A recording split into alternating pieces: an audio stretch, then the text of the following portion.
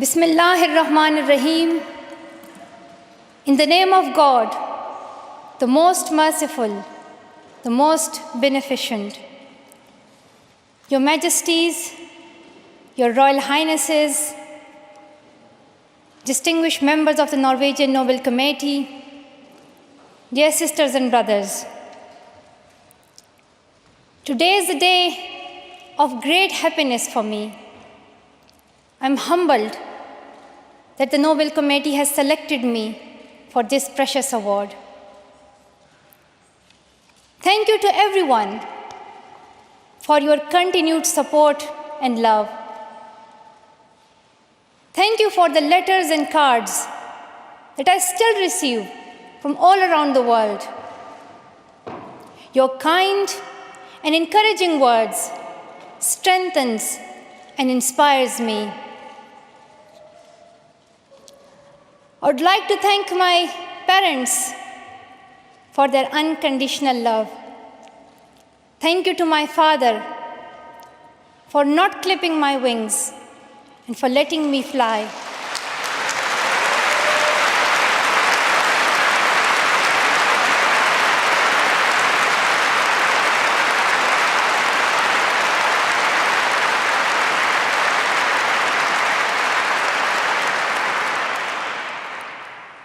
Thank you to my mother for inspiring me to be patient and to always speak the truth, which we strongly believe is the true message of Islam. And also, thank you to all my wonderful teachers who inspired me to believe in myself and be brave. I'm proud. Well, in fact, I'm very proud to be the first Pashtun, the first Pakistani, and the youngest person to receive this award.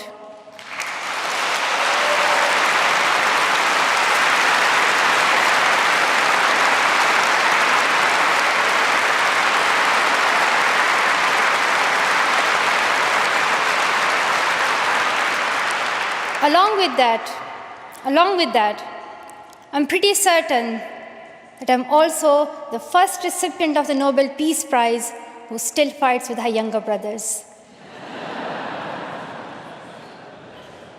I want there to be peace everywhere, but my brothers and I are still working on that.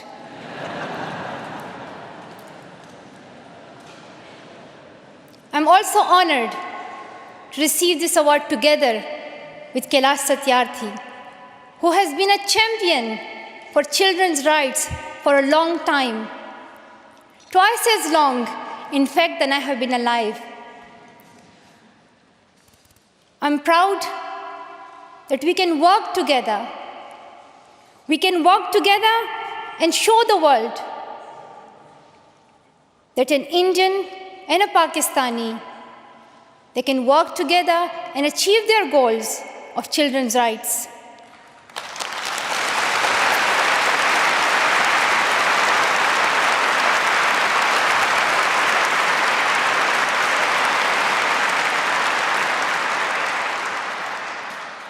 Dear brothers and sisters, I was named after the inspirational MALALA of Maiwand, who is the Pashtun Joan of Arc.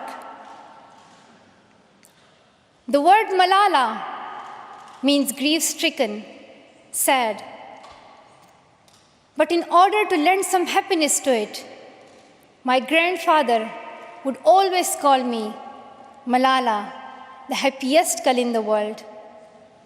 And today, I'm very happy that we are together fighting for an important cause.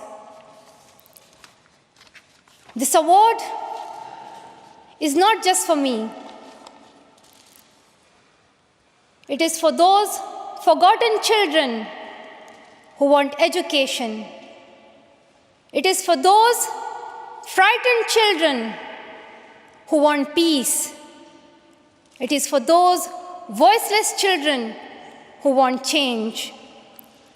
I'm here to stand up for their rights, to raise their voice, It is not time to pity them. It is not time to pity them. It is time to take action. So it becomes the last time. The last time. So it becomes the last time that we see a child deprived of education.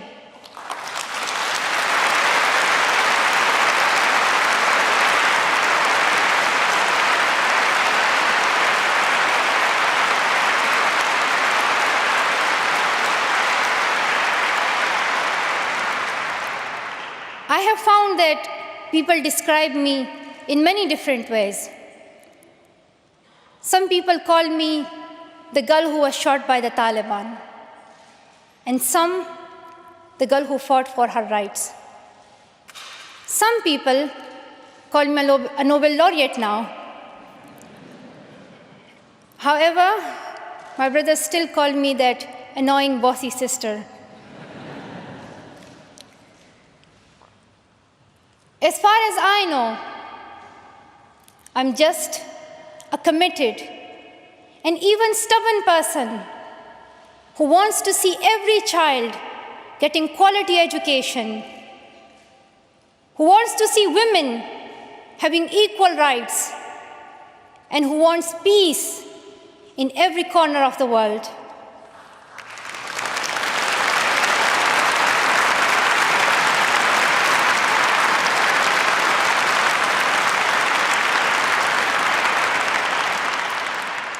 Education is one of the blessings of life and one of its necessities. That has been my experience during the 17 years of my life. In my paradise home, Swat, I always loved learning and discovering new things. I remember when my friends and I would decorate our hands with henna on special occasions. And instead of drawing flowers and patterns, we would paint our hands with mathematical formulas and equations. We had a thirst for education. We had a thirst for education because our future was right there in that classroom. We would sit and learn and read together. We loved to wear neat and tidy school uniforms. And we would sit there with big dreams in our eyes.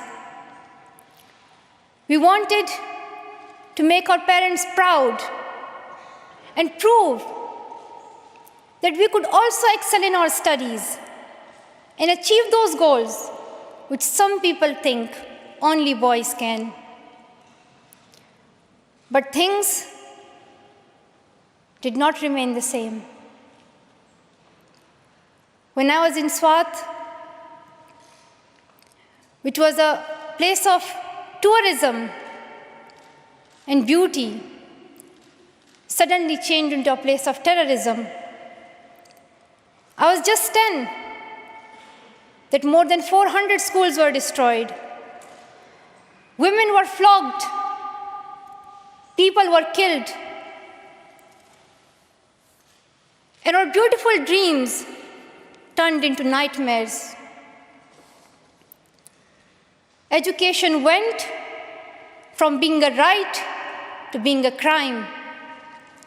Girls were stopped from going to school. We could not just stand by and see those injustices of the terrorists, denying our rights, ruthlessly killing people, and misusing the name of Islam. We decided to raise our voice and tell them, have you not learned that in the Holy Quran Allah says, if you kill one person, it is as if you kill the whole humanity? Do you not know that Muhammad, peace be upon him, the Prophet of mercy, he says, do not harm yourself or others. And do you not know that the very first word of the Holy Quran is the word Iqra, which means read. The terrorists tried to stop us and attacked me and my friends who are here today on our school bus in 2012. But neither their ideas nor their bullets could win. We survived. And since that day, our voices have grown louder and louder.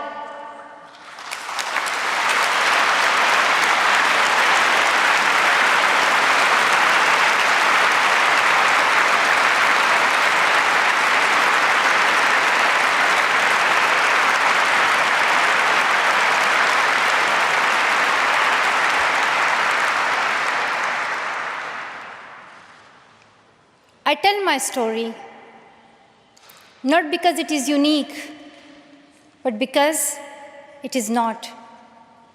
It is the story of many girls. Today, I tell their stories too. I have brought with me some of my sisters from Pakistan, from Nigeria, and from Syria, who share this story. My brave sisters, Shazia and Kainat, who were also shot that day on our school bus. But they have not stopped learning. And my brave sister, Kainat Somro, who went through severe abuse and extreme violence. Even her brother was killed, but she did not succumb. Also my sisters here, whom I have met during my Malala Fund campaign. My 16-year-old courageous sister, Mozoon, from Syria, who now lives in Jordan as a refugee. And she goes from tent to tent, encouraging girls and boys to learn. And my sister, Amina, from the north of Nigeria, where Boko Haram threatens and stops girls and even kidnaps girls just for wanting to go to school. Though I appear as one girl, one person who is 5 foot 2 inches tall, if you include my high heels, it means I'm 5 foot only. I am not a lone voice. I'm not a lone voice. I am many. I am Malala, but I'm also Shazia. I'm Kainat. I'm Kainat Somro. I am Mozoon. I am Amina. I am those 66 million girls who are deprived of education. And today, I'm not raising my voice. It is the voice of those 66 million girls.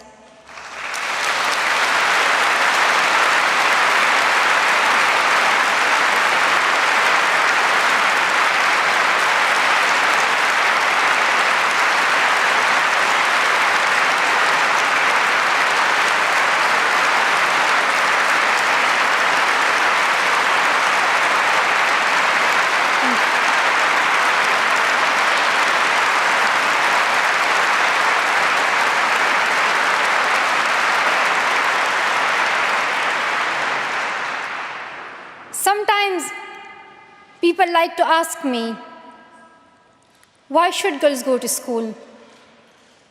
Why is it important for them? But I think the more important question is, why shouldn't they? Why shouldn't they have this right to go to school? Dear brothers and sisters, today, in half of the world, we see rapid progress and development.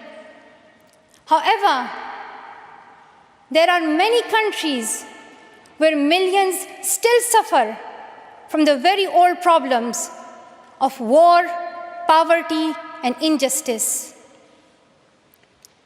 We still see conflicts in which innocent people lose their lives and children become orphans. We see many people becoming refugees in Syria, Gaza, and Iraq. In Afghanistan, we see families being killed in suicide attacks and bomb blasts. Many children in Africa do not have access to education because of poverty. And as I said, we still see girls who have no freedom to go to school in the north of Nigeria. Many children in countries like Pakistan and India, as Kailash Satyarthi mentioned, many children, especially in India and Pakistan, are deprived of their right to education because of social taboos, or they have been forced into child marriage or into child labor. One of my very good school friends, the same age as me, who has always been bold and confident girl, dreamed of becoming a doctor. But her dream remained a dream. At the age of 12, she was forced to get married. And then soon, she had a son. She had a child when she herself was a child, only 14. I know that she could have been a very good doctor, but she couldn't because she was a girl. Her story is why I dedicate the Nobel Peace Prize money to the MALALA Fund to help give girls quality education everywhere, anywhere in the world, and to raise their voices.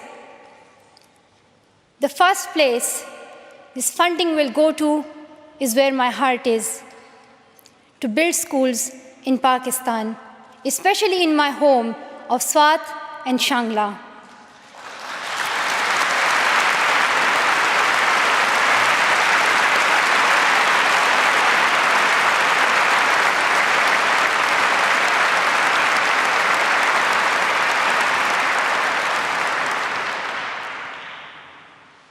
In my own village, there is still no secondary school for girls. And it is my wish and my commitment, and now my challenge, to build one so that my friends and my sisters can go there to school and get quality education, and they get this opportunity to fulfill their dreams. This is where I will begin, but it is not where I will stop. I will continue this fight until I see every child in school. Dear brothers and sisters, great people who brought change, like Martin Luther King and Nelson Mandela, Mother Teresa and Aung San Suu Kyi, once stood here on this stage. I hope the steps that Kailash Satyarthi and I have taken so far and will take on this journey will also bring change, lasting change.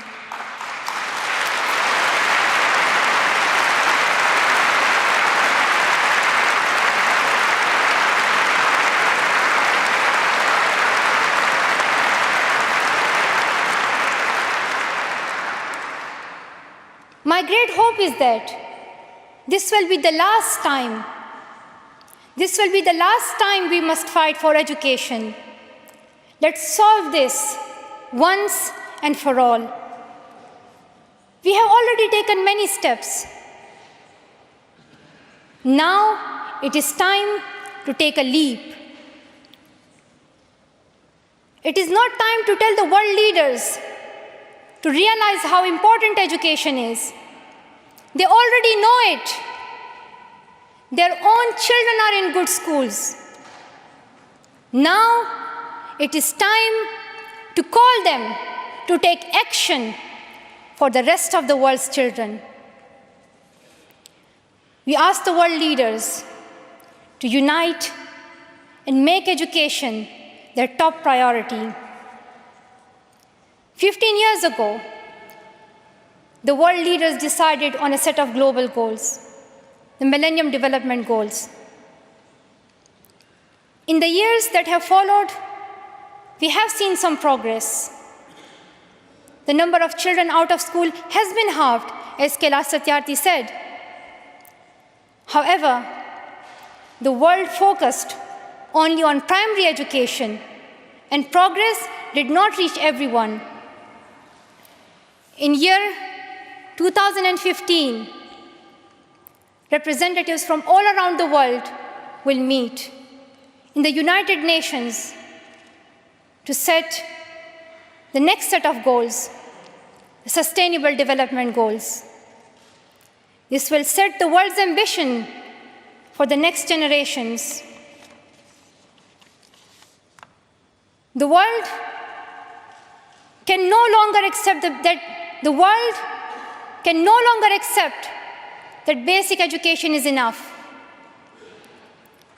Why do leaders accept that for children in developing countries, only basic literacy is sufficient when their own children do homework in algebra, mathematics, science, and physics? Leaders must seize this opportunity to guarantee a free, quality, primary and secondary education for every child.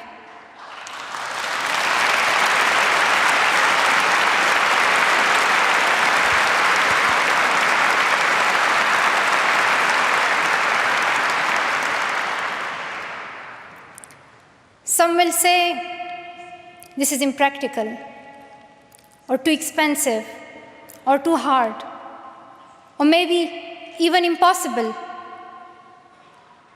But it is time the world thinks bigger. Dear sisters and brothers,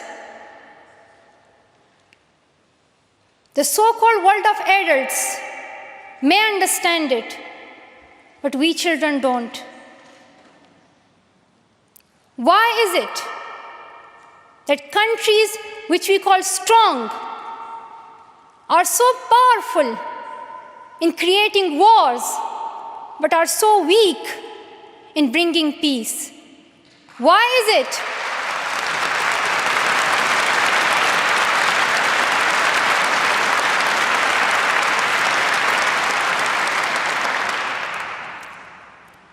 Why is it that giving guns is so easy, but giving books is so hard? Why is it? Why is it that making tanks is so easy, but building schools is so hard? We are living in the modern age, and we believe that nothing is impossible. We have reached the moon 45 years ago, and maybe we'll soon land on Mars. Then, in this 21st century, we must be able to give every child quality education. Dear sisters and brothers, dear fellow children, we must work, not wait. Not just the politicians and the world leaders. We all need to contribute. Me, you, we. It is our duty. Let us become the first generation to decide to be the last. Let us become the first generation that decides to be the last, that sees empty classrooms, lost childhoods, and wasted potentials. Let this be the last time that a girl or a boy spends their childhood in a factory. Let this be the last time that a girl is forced into early child marriage. Let this be the last time that a child loses life in war. Let this be the last time that we see a child out of school. Let this end with us. Let's begin this ending together, today, right here, right now. Let's begin this ending now. Thank you so much. Thank you.